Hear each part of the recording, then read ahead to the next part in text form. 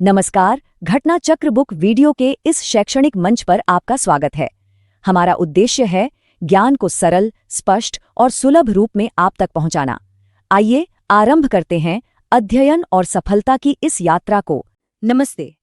कभी कभी ना एक सीधा साधा सरकारी वाक्य अपने अंदर इतिहास, कानून और संस्कृति की पूरी कहानी छिपाए होता है। आज हम एक ऐसे ही वाक्य की परतें खोलने जा रहे हैं। देखते हैं कि इसके अंदर आखिर है क्या। तो ये है वो वाक्य जो हमारी आज की पड़ताल का आप कह सकते हैं केंद्र है। अब देखने में तो ये बस एक सीधी सी जानकारी लगती है ना? लेकिन असल में ये एक पहेली की तरह है जिसे हम मिलकर सुलझाने वाले हैं। तो सवाल ये है कि इस एक लाइन में, इस एक वाक्य में ऐसा क्या छिपा है? चलिए एक जासूस की तरह इसके एक एक शब्द को, एक एक हिस्से को अलग करते हैं और देखते हैं कि असली मतलब क्या निकलता है।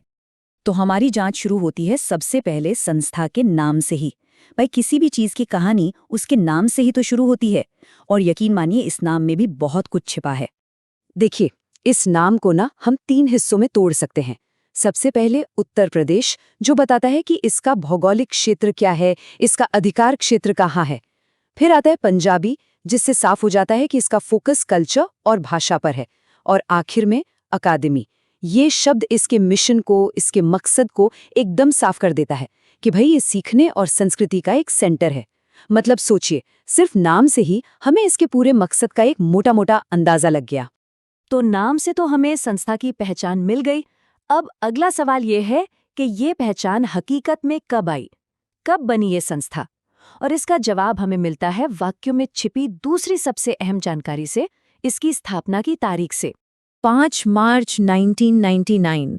ये सिर्फ एक डेट नहीं है, ये वो लम्हा है, वो पल है जब इस अकेडमी को कानूनी तौर पर एक पहचान मिली। आप कह सकते हैं कि ये इसकी ऑफिशियल बर्थडे है, वो दिन जब इसका सफर शुरू हुआ।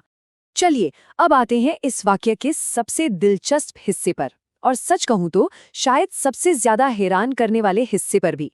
और वो है इसका कानूनी आधार, वो कानून जिसके तहत इस एकेडमी को रजिस्टर किया गया।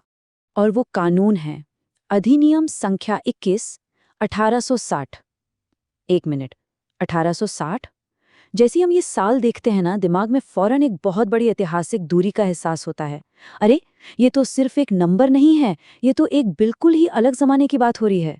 जरा सोचिए, एक तरफ है साल 1860 जब ये कानून बनाया गया था, और दूसरी तरफ है 1999 जब एकेडमी को रजिस्टर किया गया। दोनों के बीच में पूरे 139 साल का फासला है।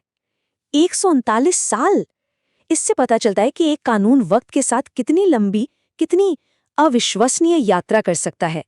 तो जो सबसे जरूरी बात यहाँ निकलकर आती है, वो ये है कि 19वीं सदी का एक कानून, एक लीगल फ्रेमवर्क 20वीं सदी के बिल्कुल आखिर में एक नई कल्चरल संस्था बनाने के काम आया।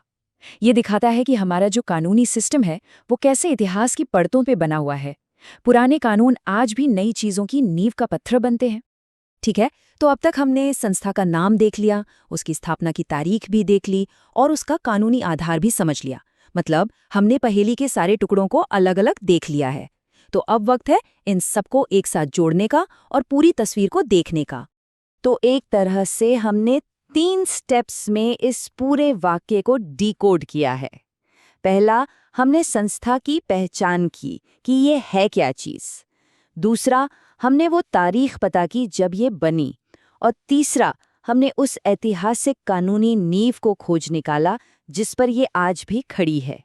तो अब जब हम इस वाक्य पर वापस नजर डालते हैं तो ये अब सिर्फ एक जानकारी का टुकड़ा नहीं लगता है ना। अब इसमें हमें भूगोल दिखता है, संस्कृति दिखती है, समय का इतना लंबा फासला दिखता है और कानूनी इतिहास की पूरी कहानी नजर आती है। ये एक सीधे साधे बयान से कहीं ज्यादा एक गहरे ऐतिहासिक कनेक्शन का प्रतीक बन गया है। और ये पूरी पड़ताल हमें एक बहुत बड़े और दिलचस्प सवाल के साथ छोड़ जाती है। सोचिए, कैसे वो कानूनी ढांचे जो 1 सदी से भी ज्यादा पहले एक बिल्कुल अलग दुनिया में बनाए गए थे, आज भी हमारे मॉडर्न समाज में नई नई कल्चरल संस्थाओं को न सिर्फ आकार दे रहे हैं बल्कि उन्हें कानूनी वैधता भी दे रहे हैं।